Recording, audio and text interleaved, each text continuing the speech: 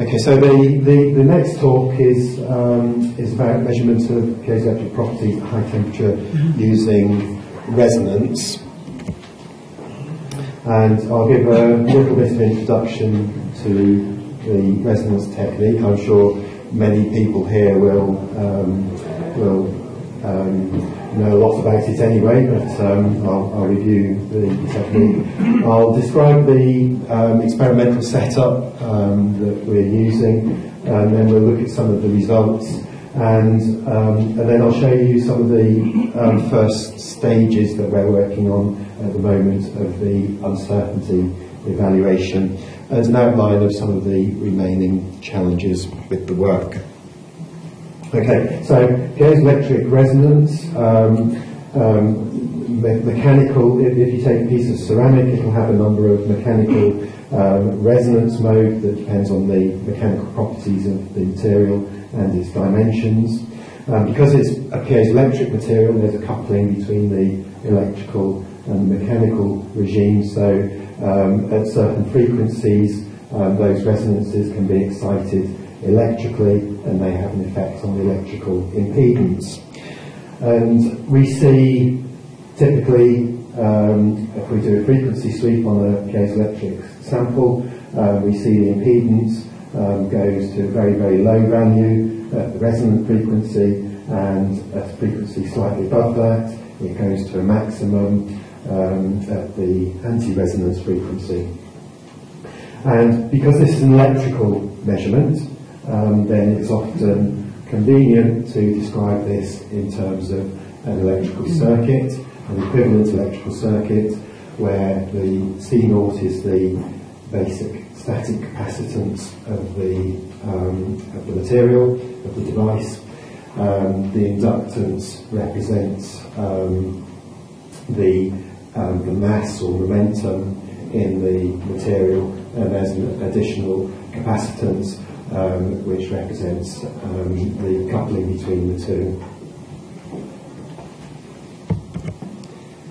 Okay, now this resonance technique is nothing new. It's been around a long time, and it's encapsulated in a European standard, EN 50324. And this is a systematic method for evaluating piezoelectric coefficients from the resonance spectra.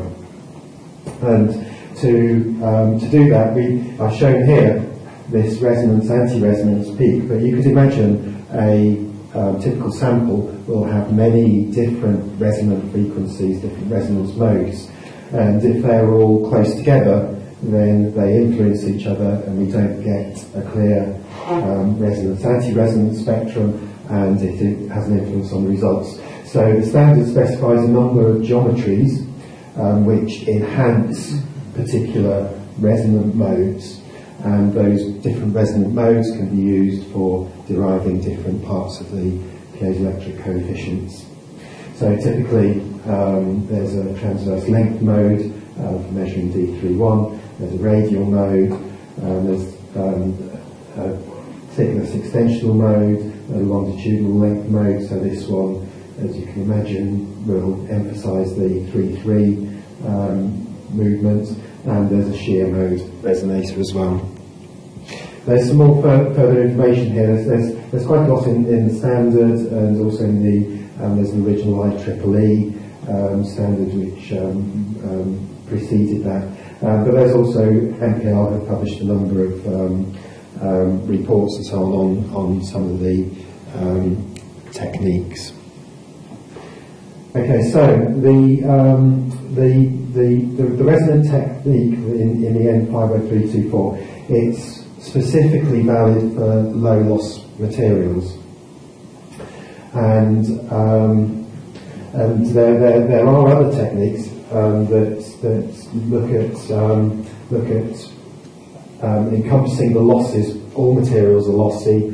If the losses are low, then the standard is described, the method described in the standard is fine, but if the losses are high, which is often or usually the case when we're operating at high temperatures, then there are other methods which use complex constants for each of these circuit elements, to represent the losses.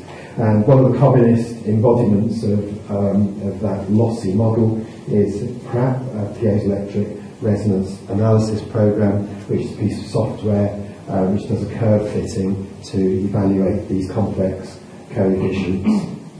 And there's a paper here which reviews some of the techniques that are available. Usually these techniques of working with lossy materials require some kind of computer evaluation, some curve fitting. The resonant technique is in the standard, can be done analytically. There are a set of equations for deriving the coefficients. This graph just shows the black line is the PRAP data and the red dots are the experimental spectrum. So you can see that the curve fitting of the PRAP data is quite close and represents the resonance and anti-resonant frequencies well, but it's not perfect. Okay, a few words about the experimental setup that we're using. We have a couple of systems that we can use for doing resonant measurements, but the one that we're using for the results that I'm presenting today is based on a thermomechanical analyzer. So it's a commercial system for doing high temperature analysis. It'll work up to 1000 degrees C, and we've modified this. This is the test environment. We've modified this to place some small electrical contacts and electrical wiring to enable us to carry out resonance measurements. And the other part of the equipment is an impedance analyzer.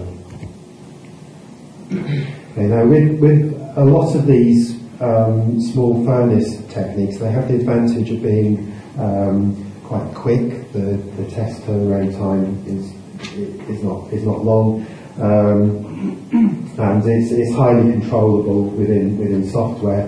But you do have to be very careful about the temperature calibration, and you'll see this cropping up in a number of the talks today. It is challenging not to measure a temperature with a thermocouple. It's reasonably accurate across the temperature range we're interested in, but to relate that temperature to the actual temperature of the sample. And so what we did in this system, and the reason for that is when the sample is sat in a furnace, perhaps in contact with other parts of the system, then there will be temperature gradients, there will be at higher temperature, there will be radiation influences on the temperature of the sample, and it's not necessarily at the same temperature as a thermocouple that you place, even in quite close proximity to the sample. So what we did was we created a number of dummy samples which were the same size and shape as the resonance samples we wanted to measure. We fitted thermocouples, welded thermocouples to them, so the thermocouple is in very close thermal contact with the sample, and used that to calibrate the temperature. And so this is the temperature calibration. What the calibration is relative to what I've marked as the TMA thermocouple. So this is the thermocouple that the instrument uses to set its temperature. We can see that there is some deviation. This is probably typical of these kinds of systems. There is some deviation up to about 10 degrees between the thermocouple temperature and the temperature of the sample. So these ranges here, this is actually composed of a number of curves for all of the different sample shapes that we used. The sample shape didn't seem to make a big or consistent difference, and they all fitted within that envelope. So we fitted polynomial to that, we use that as our temperature calibration, and the standard deviation of that envelope is around 3.6 degrees. So we think that our temperature with that calibration is accurate to within that range of uncertainty. Okay, so here's some of the results. This is some results on Morgan PZT, and we can see On this axis here is the frequency, so a slice through there will show you a particular spectrum. So you can see we go here, we approach the resonance. This is the admittance, so the admittance goes through a maximum, which is the red bit, then through a minimum of the anti-resonance, and then we move away from the resonant region.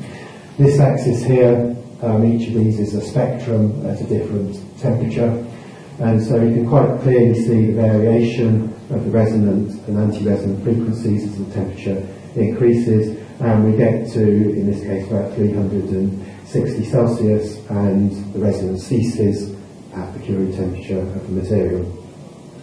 And on cooling, we cool back down from, this measurement went up to about 600 degrees. As we cool back down, we go through a peak in the admittance, which is a peak in the permittivity, but then below that there is no resonance because the sample has been depoled.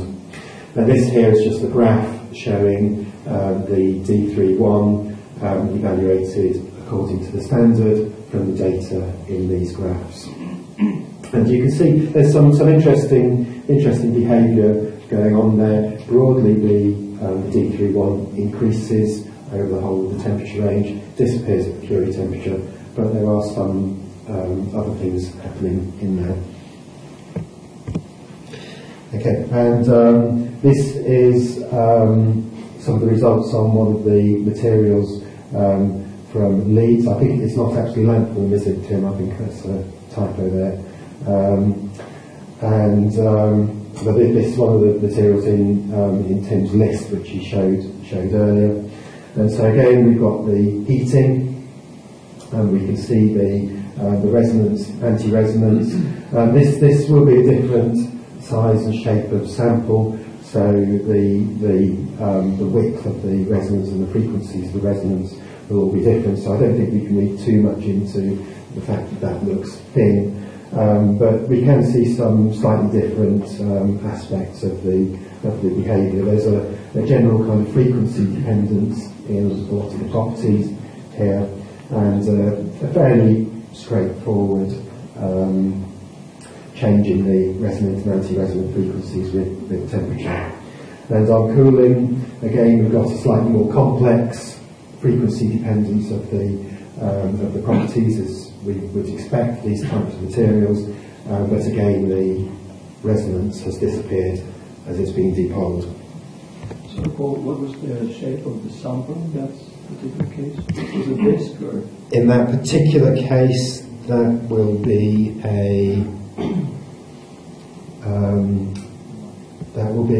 if I just go back to the samples, I think that's one of these shapes. Oh, right. Yep. Okay, so these are the results from the evaluation, and so the top line is the D31 coefficient evaluated according to the standard, and we've just applied the standard here in a very simple way. The standard says that for lossy materials a number of the frequencies are equivalent, and so we just applied it in a very direct way and compared it with the results of the lossy model, the Pratt evaluation. And you can see that certainly as the temperature increases, the discrepancy between those two curves can become very significant indeed. And there are a number of reasons for that. One of them is frequency dependence of the properties of the material, in particular the capacitance. The standard asks us to use the capacitance measured at 1 kilohertz, and particularly at high temperature, the permittivity, the capacitance can be quite frequency dependent, and as you go to lower frequencies, the conductivity couples into the measured capacitance, and that can cause discrepancies in the capacitance measurements at 1 kilohertz. So what we've done here is taken the capacitance measurement from the slope of the lower frequency end of the resonance spectrum. So this is much closer in frequency to the frequency that we're measuring the resonance. In some ways you have to be quite careful with that, because if the frequency at which you're measuring the permittivity is too close to the resonance influences the value that you get. So there's no perfect solution, but we wanted to get it away from that low frequency end where we're seeing significant frequency dependence. And we compared it with the PRAP. The PRAP also comes up with a measure of the permittivity based on its fit to the overall spectrum, and we get reasonable agreement between the capacitance evaluated this way and the PRAP value. I don't know if you can see it very clearly, but our value is the green line, which for most of the time overlaps with the black line. So that's the capacitance, and that improves the results. But there's another effect going on, which is a little bit more subtle. And in this top graph, this is the resonance spectrum. I've expanded it around the resonance area so you can see what's going on. And the red lines are the maximum minimum of the modulus of the impedance, as described in the standard. But the green lines are the series and parallel frequencies. These are two of the frequencies that are specified, that are used in PRAP. And in the standard, all of these frequency pairs are equivalent. In a low loss or no loss material, all of these frequency pairs are equivalent, and these two pairs of lines should coincide. But in fact they don't, and they don't by quite a long way. And that's one of the major sources in error of using the modulus of the impedance from in the standard. And you can see here that what PRAP is actually doing, the series resonance corresponds with the real part of the admittance, and the parallel frequency corresponds with the resistance. Okay, this diagram is out of the standard, and it shows the relationship between these different frequency pairs, and some of them relate to the maximum and minimum of this circle. Some of them relate to the diameter of the circle taken from the origin, and some of them relate to where it cuts the axis. And within the framework of the standard for a low loss material, all these frequency pairs are the same. They happen at the same frequency. But when we're trying to do measurements at high temperature, then we need to take into account the fact that they're not the same. And generally, if we can measure Fs and Fp, then in the measurements that we've done so far, we'll get reasonable results. Now, I'm sure we'll find some exceptions to that. And we have tried to evaluate all of these different frequencies exactly as they are stated in this diagram. And this side shows an actual measured frequency sweep at 350 degrees C. We've got the resistance on one axis and the reactance on the other axis, and you can see that it's a long way from this ideal measurement. And one of the difficulties, particularly at higher temperatures, is getting the crossing of the x-axis. And we're going to go back and have a look at this again. There's an offset here. Even though you compensate for stray inductances and stray capacitances when you set up the measurement, there's a limit to how effective that compensation is, and at some point it's going to have an influence.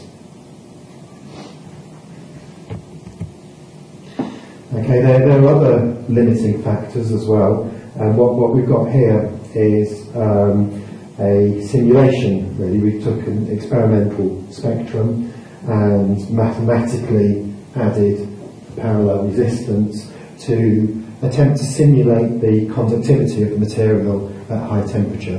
These sorts of temperatures, anything above 200 degrees C, maybe even lower than that depending on the material, we're starting to see significant levels of conductivity. And we wanted to understand, we don't know, even though the models that are used in PRAP have been used in quite a lot of different circumstances. We don't know how valid they are for these measurements and at what point we're going to run into problems. So what we've done is varied in the simulation that parallel resistance and run the spectra back through PRAP.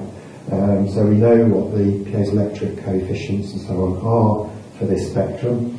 And as we decrease that parallel resistance, this is 1 over the resistance in kiloohms, then everything's fine, and then around the value of 2 here, which would be about 500 ohms, then things start to deviate from what we know to be the real answer. And then at a certain point, the curves, if you look at the curves on these, the resonance spectra, they just look so far away from what we would expect that the curve fitting routine is not able to produce a good match. So there are some limits, probably at the lower resistance end of what we're likely to encounter with these measurements. Okay, I'll just say a little bit now about the uncertainty evaluation. This is important. I've already hinted at one of the reasons. If we are going to evaluate piezoelectric properties using the resonance method, then there is always some models, some assumptions which relate the measured spectra to the piezoelectric properties. And we need to understand the uncertainties and how the uncertainties in the measurements of the spectra, so the frequencies, the impedances and so on, how they relate to the figures that we produce finally for the piezoelectric properties. And this will give us a level of confidence in the measurement. So when we come to compare between different models or between different techniques, so for instance if we are comparing the resonance results with results from interferometry, we need to know the range of uncertainties of the different measurement techniques. So what we've done here is we've taken the approach in the guide to the expression of uncertainty in measurement. This is an internationally accepted method for evaluating uncertainties in measurement. We take a number of input quantities, which I'll describe in a minute. We put them through a measurement model, which in the case of the resonance standard are the equations in the standard, and we produce an output quantity, which are the piezoelectric coefficients. And what we can do there then is we can evaluate the contributions to the uncertainty from all of these different input quantities, add them all up, and we get an overall value. Okay, so if we just, at the moment we've just done this in a very direct, very simple way, and you'll see that there, as ever, are some more complexities to this that we need to build into it. But if we take the measurements that we make, so you take measurements of the resonant frequency, the anti-resonant frequency,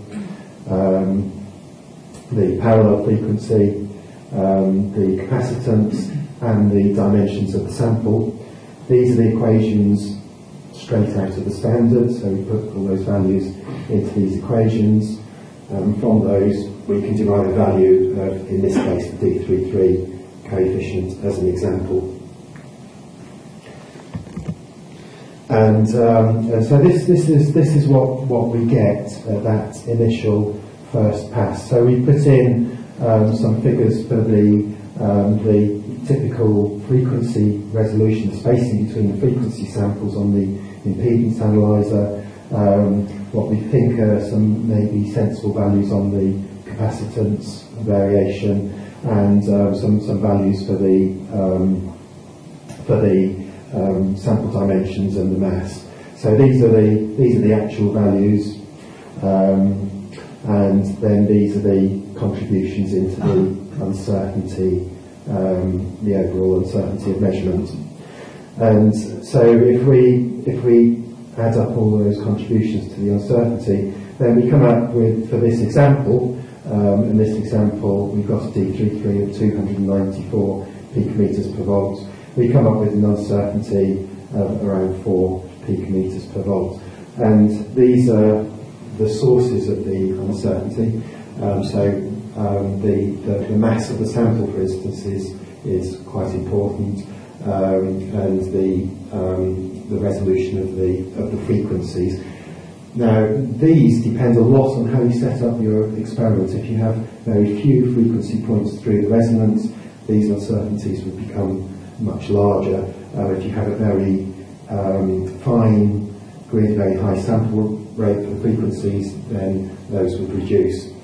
But it also illustrates as well things that are not in here, because we don't have any evaluation of things like frequency dependence of the coefficients, which could produce large errors, as I've said, in, for instance, the capacitance.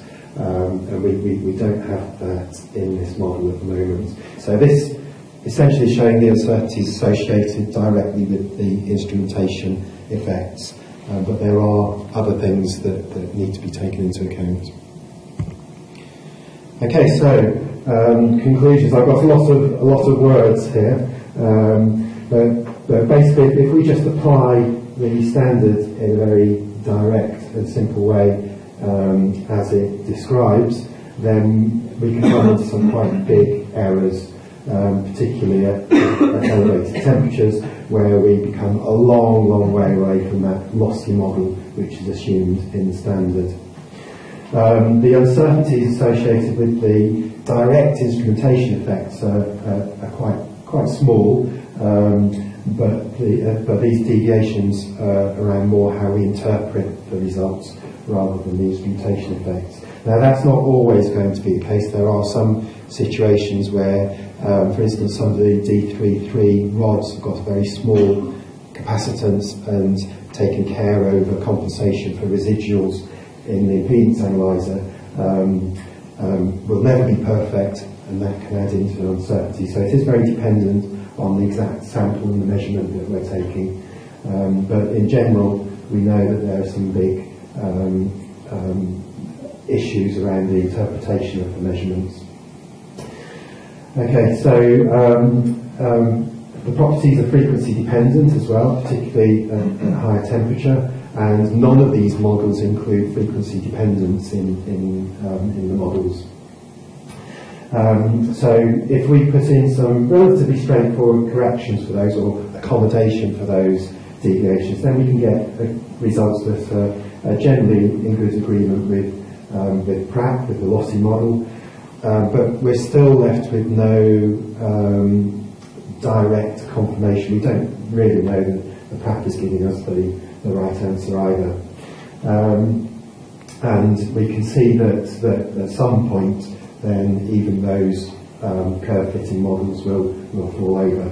And this is why it's extremely valuable, and we're in the process of this at the moment, of making comparisons between these different techniques. With the interferometric techniques, which we'll see later, then we have a more direct measure of the piezoelectric properties, and we can use those to evaluate the results from resonance measurement. Okay, thank you.